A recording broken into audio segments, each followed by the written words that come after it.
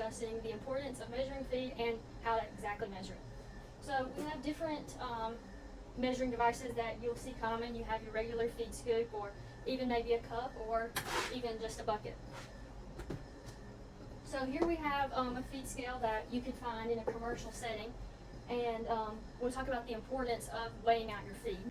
So here that you can find on any feed bag will have your label, and if you read the label, it has your feeding directions, and it tells you how much to feed your horse per body weight depending on their activity level, and it shows you how much to feed per pound.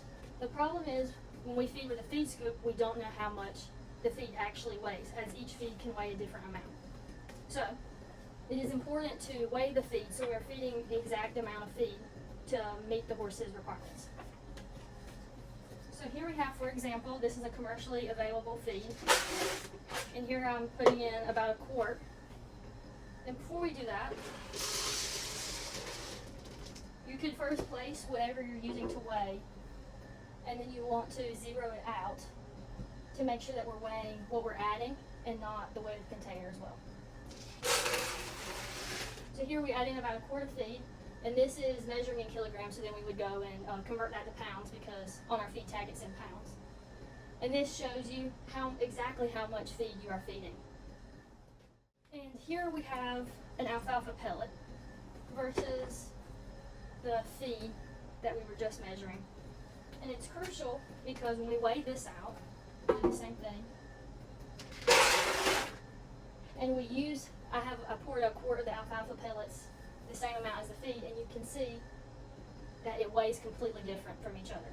So if we were feeding 1 quart of the alfalfa pellets and 1 quart of our textured feed, you would see that there's a big difference in the weight versus the volume.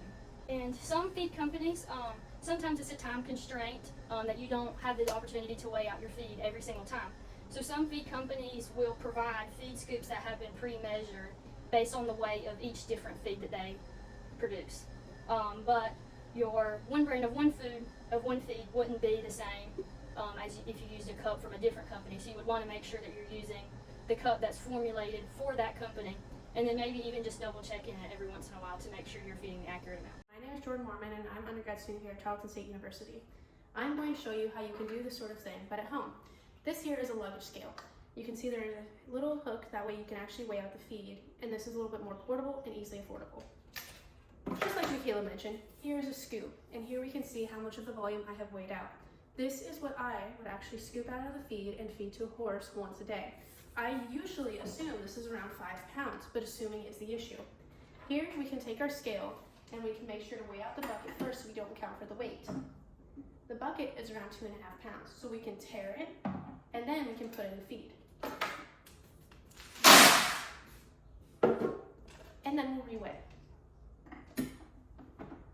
So according to the scale, this feed that was in this scoop was only around 4 pounds. This goes to show how feeding by volume and not by weight can actually make your horse deficient and not get its full requirements.